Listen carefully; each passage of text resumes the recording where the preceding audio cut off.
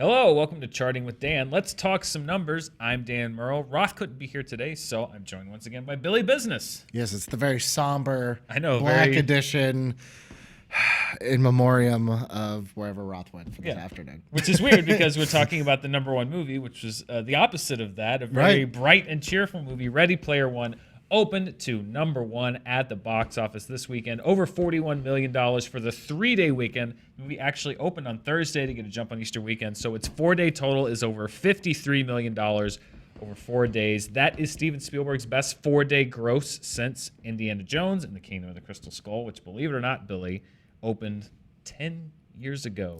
This May. It is almost 10 years old. I can't believe it. So it is his biggest opening in a decade, which got us thinking here. Well, me, because I make all these things. But I like to say us because it feels more inclusive.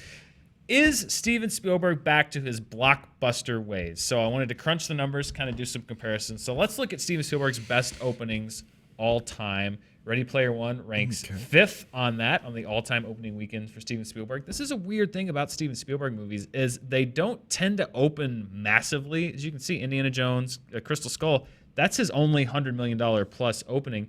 But they rack up the grosses on the back end. They have our viewers' favorite drinking game. They have legs.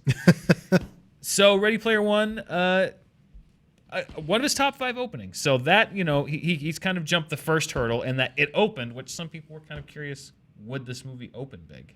Yeah, I mean, I went a crowded Saturday night. It seemed like it was all types of audience members. It wasn't just one age or anything like that. So it seems like a crowd pleaser. Yeah. But yeah, I didn't know from the previews how this was going to play, the nostalgia factor. It got an A- cinema score. That's a pretty good score for one of your kind of 4-quadrant blockbuster movies. Not an A or an A+, but A- is not bad. That generally indicates that it's going to have pretty strong word of mouth. It's got 3 weeks before Infinity War opens. Rampage is the only other kind of big blockbuster type movie that's opening between now and Infinity War that's going to compete for that exact same market. So it's got a shot, but it's not one of those things where off of the opening immediately everyone's like, great, it's a hit. I think there's still a lot of work to be done as far as what this movie is going to do in the next few weeks. It's a lot of baseball still to be played in this season. A lot of baseball. And it could go a couple different ways. If you're looking at, modern comparisons, it opened very similarly to Terminator Salvation and G.I. Joe Retaliation, about the same over the same amount of days. Those movies went on to earn $125 million domestically, which would be a pretty good number for Ready Player One. If you adjust for inflation, which we do on the show all the time, if you adjust for inflation, there you go, it opened on par, just in Spielberg's filmography, it opened about on par with AI and Catch Me If You Can, if you're going to try to put those on the same things. And that is one of two vastly divergent performances. Catch Me If You Can went on to earn over $160 million. AI sputtered out at about $80 million, less than $100 million domestically. So if you're a Steven Spielberg fan, you are going to want it to perform a lot more like Catch Me If You Can and a lot less like AI. But it seems like word of mouth is strong. So is Steven Spielberg back to the Steven Spielberg that we all know and love? Well, he's jumped that first hurdle. Right. But as you said, there's a lot more baseball left to play. We've got to see how Ready Player One does in the weeks ahead. I don't know. You saw it. I saw it. What do you think, Billy? What's your gut telling you? I think this is one of those movies where you can bring your kids to it. I think there are some intense parts, but it's also just like, the intense stuff we saw as kids. So I think it's a good family movie. I think word of mouth, everyone coming out was very happy. I'm curious to know, you talked about Catch Me If You Can and AI. I would guess that this has a similar budget trajectory as an AI than a Catch Me If You Can. So it has a little bit more work to make up. Well, and Catch Me If You Can had the advantage, again, that we talk about. It's hard to necessarily compare all movies because Catch Me If You Can was a holiday release. As we know with the holidays, the opening's just part of it. There's so much. You have such a bigger advantage. You have basically 2 to 3 weeks of vacation where people can just go to the movies on the weekdays, on the weekends, on the weeknights. You have so much more earning potential in the holidays. AI was a summer release. Right. So you kind of had that same advantage, just that AI left people a lot more cold. We're going to look at the global gross of Ready Player One because this is a big global play, but, this was definitely not the BFG. As far as Spielberg goes, he's been kind of a little bit more of an intimate filmmaker the last 10 years, as far as doing things like War Horse was certainly not a small production, but it wasn't Ready Player One. Sure. Doing the Post, things like that. There's Lincoln. He's kind of done a little smaller, a little more intimate, and this is kind of one of his first big swings at blockbuster. Certainly, I think his biggest since Indiana Jones. And we'll see if, he's always talking about doing Robopocalypse. That's still a name that gets thrown around. And he's got some big budget projects on his plate, maybe. We'll see what he ends up doing. You never know what Spielberg's going to end up doing. But Indiana Jones 5, man. Yeah, to continue the baseball analogy, I'd say, Ready Player One wasn't a home run, but it's a good double. Ground rule double? It's a good ground rule double, and we'll see what the final score ends up being. I don't know. Opening up at number 2 is Tyler Perry's Acrimony, over $17 million. That's not bad. It had a reported budget of about $20 million, but this is not even among the top 10 Tyler Perry openings. And I was looking at these numbers. Every week I'm kind of looking, what's the angle that we're going to talk about? What are some interesting things to note? And I looked at Acrimony, and this is a pretty strong debut. Taraji P. Henson's second movie of the year. She had one called Proud Mary that opened to a little more than half of this movie. So a big jump up as far as the other starring vehicle that she had this year. And then, Tyler Perry, it seems like every time a Tyler Perry movie opens, it's people like, wow, that really did well. It's in the top 5. So I wanted to kind of go back, look at Tyler Perry's performance over the years, how big his opening weekend has been, and I found some really interesting factoids. So I'm going to talk about Tyler Perry a little bit. First of all, let's look at the top 5 Tyler Perry opening weekends. Now, there's a few things to note. First of all, these are all $25 million plus openings. All of these openings covered these films' production budgets. And as I was researching, I'm hard-pressed to find a Tyler Perry film that did not double its production budget or more, which when you're talking about, a $20 million budget, you're making $50, $60, $70 million off of that. That's a pretty good return on investment. Right. Acrimony puts Tyler Perry into the top 50 highest-grossing directors domestically ever in the United States. He is like top 50 moneymakers. He is now in that club. The movies that he has directed have grossed over $880 million combined. If you add in Diary of a Mad Black Woman, which he did not direct, that's the only kind of one in the Tyler Perry verse that he did not direct, then you're over at $900 million.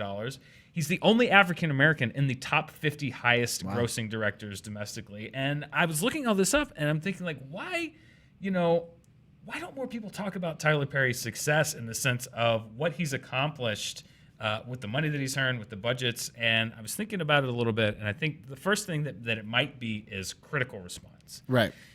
I looked up on Rotten Tomatoes. There's not one movie that he's directed that has a fresh rating on Rotten Tomatoes. They're all big green splats. And so I think, when kind of the mainstream media or the mainstream movie media is looking at the performances of movies, there's always a but. It's always like, well, it opened pretty well, but oh boy, did it get a bad critical response. So I think a lot of times Tyler Perry's movies do well financially, but they're regarded as failures because the critics didn't like them. However, not one movie that he's directed has ever gotten a cinema score. We talk about cinema score. The cinema score is literally, there's people outside the movies, and they have a little card that has a letter grade on it. And when you come out of a movie, they ask you to fill out the card, and then whatever the average score that is, that's what you get. So if a movie gets an A+ cinema score like Black Panther did, that means that people came out and they got the card and they marked down A+, and like that's phenomenal. Right. A is solid. A-, this is what we were just talking about. Ready Player One got. That is an indication that people enjoyed it. They maybe didn't go crazy over it, but they enjoyed it. It's something that they're going to talk about and recommend. Not one movie that Tyler Perry has directed has gotten a cinema score below A-. They've all been A- and above. And I was looking, as I said, at that list of the top 50 highest earning directors of all time. If you look at the ones that are doing live action, because animation is kind of its own world. Yeah. If you're looking at directors on that list that do live action that have made a movie that hasn't gotten worse than A-, it's 5. It is George Lucas, David Yates, who's done pretty much all Harry Potter movies, Joss Whedon, basically off of Serenity and the Avengers movies, James Cameron, and Tyler Perry. That's some crazy company. That's some crazy company. And those other guys, all four, that heavily genre filmmakers. We're talking about superheroes, we're talking big action, we're talking sci-fi, we're talking fantasy, and then Tyler Perry. So again, like that, I don't think that should be overlooked. Critics might not like his movies, but he's found an audience that does. And in addition, Tyler Perry is catering to an audience that is massively underserved. And I'm not just talking about the African American audience, which we talk about when movies like Girls Trip come out, and particularly Black Panther comes out. We talk about that as an underserved audience. But even within that audience, his audience is predominantly female and predominantly older than what is referred to as the target demographic. Right. This is a fact that I found at Deadline. Acrimony sold tickets. They looked at the demographic. 74% female, 85% over 25 years old. So he has found an audience that he can connect with, that connects to his movies. He's making movies that audience enjoys, and they come back every single time to come and see his movies. So when we look at Tyler Perry, and he has critics, he has a lot of critics, many of them, and you know, critics inside the Black community, critics outside the Black community. Obviously film critics, by and large, are not fans of his movies. But I think it's worth acknowledging, we've sat here on the show and we've talked about how Jason Blum and Blumhouse can take a little movie and every time they churn out and they make a box office success. Tyler Perry is doing the same thing. Tyler Perry's doing that, and he's engaging at the same time a fan base that is largely ignored by mainstream studios, that's largely ignored by 90% of the content that comes out. And by the way, he's built like an empire doing it. I mean, I feel like, again, looking at these numbers, even I wasn't really aware of it. And I think people really underplay this when you're looking at Tyler Perry. No matter what you think about his movies, I really don't think you can overlook the success that he's had, the amount of money that he's made, and the fact that he has done it connecting with people that are almost universally overlooked by almost every other movie that comes out. I think what's interesting too is, like, obviously Medea is, his big franchise, but also I feel like Tyler Perry is one of the only filmmakers left where his name, Tyler Perry, is the IP. You go to Tyler Perry's whatever it ends up being. He's a guy that I believe was a playwright, writes a lot of his movies as if they are plays, keeps those costs down. And he's found his audience, and now he's one of the few directors, you just put his name on it. Tyler Perry's, insert the blank, and you almost guarantee yourself a hit. I mean, he's got another movie coming out this year. 2 or 3 more movies. He will have generated over $1 billion in box office revenue. That's crazy. So that was something that I did some research on as I was preparing the show, that I said, I really feel like people don't talk about that enough. That just because he's playing outside of the mainstream, I don't think you should discount his success. So Acrimony, number 2. We'll see where it ends up as far as the final gross. But another big opening for Tyler Perry. We'll see how that movie does in the weeks to come. Looking back at the top 5, number 3, Black Panther dropped 1 spot, but it broke the $650 million barrier this weekend. It will more than likely probably overtake Jurassic World and Titanic to become the number 3 highest domestic grosser of all time this week, and we will talk about that a lot more next week, as well as kind of an update on where it ranks on the all-time list when you adjust for inflation. I was looking at where it is today, and it has passed some really impressive movies. We're going to talk about that next week when it officially takes that number 3 spot, which is probably where it's going to end up. Another kind of film that really hit with its target market, I Can Only Imagine, over the Easter weekend, dropped less than 25%, cracked the $50 million mark as it added theaters in its 3rd week. It is doing better than some other similarly religious-themed movies like Paul, Apostle of Christ, which opened pretty low last week, and the third God's Not Dead movie, which opened outside of the top 10 this week. So I Can Only Imagine has really been a smash hit in that, in the kind of the faith-based demographic, and it's kind of broken out to be even more of a mainstream hit. Yeah, it's interesting. I wonder why that one over the others. I mean, it got pretty good critical response, which a lot of times movies, kind of in that genre don't. Right. And it's, it hasn't gotten enthusiastic response, but it's gotten mixed to positive response. I think that helps. And then, it's a music-based film. A lot of music, definitely. We saw The Greatest Showman. Right. Music, things based on music. A lot of times, that's kind of the bond that brings a lot of people in, and that's an immensely popular song. It's an uplifting story. Just one of those things. Good for them. Yeah. Good for that movie. Yeah. $50 million. That's nothing to sneeze at. Yeah. And Pacific Rim Uprising. This was a kind of the sub story that a lot of people might have missed this week. The number 1 movie last week dropped 67% in week 2. That is the biggest week 2 drop, second biggest drop of any wide release after Gringo, which the comedy with David Oyelowo, which opened Yeah. very low and had a huge drop in week 2. This is definitely the biggest drop of any movie that opened in the top 5, 6-7%. Ouch. That's not that good. hurts. Yeah. It is now completely reliant on worldwide grosses to recoup its budget, which we'll look at how that's going in a minute. But Pacific Rim Uprising, any shot that it had of salvaging a so-so opening, gone in week 2, 2/3 drop. I don't care what size movie you are. That's not something. I always thought it was strange that they greenlit a Pacific Rim sequel because the first one was a little bit like, all right, we just made it, you know? The first one was profitable by the skin of its teeth, and Right. only because it was a massive success overseas, particularly in China. And I think they were hoping that it would build on that success. We'll look at how it's doing there, but I think it may have been a bit of a miscalculation, especially domestically, because it's not going to top the original's gross of $100 million, which even that gross when it came out 5 years ago was considered a disappointment, at least domestically. Right. So not a big hit here in the United States. But what is a big hit for the second consecutive week, looking at the per screen average, is Wes Anderson's 9th feature film, Isle of Dogs. It wins the per screen contest for the second consecutive week. It expanded to 165 screens, averaged over $17,000 a screen.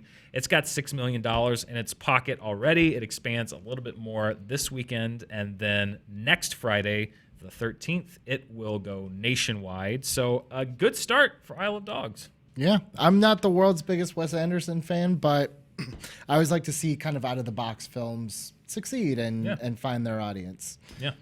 Well, it's doing it. There you go. I don't know if it's going to be. I mean, Grand Budapest was by far his biggest moneymaker, but this is kind of the model that I think that studios have found for Wes Anderson's movies is open them small and then gradually, it's not like with Mother where the studio's like, we're going to put it everywhere immediately. Yeah. This is the kind of movie that you want to kind of build. And so far the strategy is working out well. We'll see how it does in its continued expansion this weekend. Looking at the 2018 domestic chart, there's been a little bit of movement, mainly movies jumping onto the chart. Tomb Raider jumps onto the chart. Ready Player One jumps onto the chart. And I Can Only Imagine jump onto the chart. This is the overall top 10 for 2018. If we have that chart, there it is. Red Sparrow, which debuted on the chart last week, well, it's gone. So goodbye, Red Sparrow. Den of Thieves and 12 Strong, 2 January releases. They're gone. And Tomb Raider may join Red Sparrow in the one and done club because it's looking pretty likely that, I don't know though, Pacific Rim keeps dropping. It might bump Tomb Raider out of that 10 spot next week. But, we're starting to see, this is the time of year really. We got a couple weeks where we're probably not going to have a huge thing. We'll see what Rampage does. But, Avengers is going to start wreaking havoc on that chart pretty well. And I'm sure that The Rock would hope that Rampage does as well. I don't know about that one. We'll see. I don't know. It's kind of like the unstoppable force versus the immovable object. What is more powerful, the video game curse or Dwayne The Rock Johnson? He's already fallen once to the video game curse, so he's not immune. But Jumanji was kind of a video game movie. That's true, yeah. It's weird when you think about it, between Jumanji and Ready Player One. The way to make a hit video game movie is to not base it on an existing video game. That appears to be how you do it. An ancillary part of the story. Yeah, I don't know. I think you're onto something there. Maybe so. And then looking at the worldwide chart for 2018, Ready Player One jumps into that number 10 spot. It collected over $180 million at the worldwide box office. Did really well in China. Obviously, a pretty strong opening here in the U.S. We'll see how it does in the weeks to come. It's going to jump over that $200 million mark this week. Pacific Rim Uprising ticks up one. It's collected over $200 million, but it needs a lot more to recoup that investment once you add in advertising and everything else. Peter Rabbit hanging in there, Tomb Raider, Insidious: The Last Key, one of the first movies on the worldwide box office chart, finally drops off here in April, the first week of April, but still not bad. But the ones really to keep an eye on are, I think Ready Player One's going to be the most upwardly mobile. It's going to be making a play to jump into that top 5, to kind of start breaking up the Chinese grip on the top 5 between Monster Hunt 2, Detective Chinatown 2, and Operation Red Sea. Obviously, Infinity War is going to slot in there somewhere. Just got to get 50 Shades Freed out of there, man. 50 Shades Freed. It'll get, it's vulnerable. It'll be out eventually, but oh boy. $368 million. That movie. I'm ashamed that I put in at least 30 into that gross. I'm sorry. I don't usually like to brag about going to critic screenings, but I do like to brag that I did not give that movie any of my money. So there you go.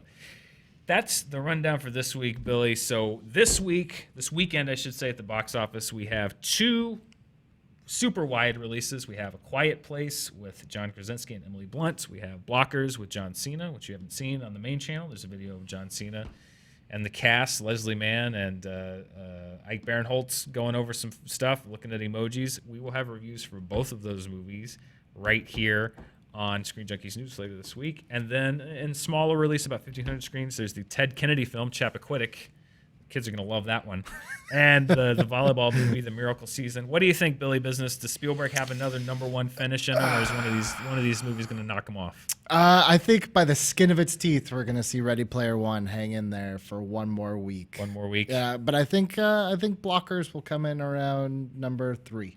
Blockers is getting a little bit of buzz. I'm seeing it tonight. Like I said, we're going to have a review later this week, but Blockers is getting a tiny little bit of buzz. Cena's a funny guy. Cena's a funny guy in these R-rated comedies, especially if they have a little room to operate.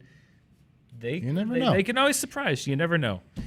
That's the box office. That's all the charts that I got. Billy, thank you so much for joining me. Thank you. This was fun.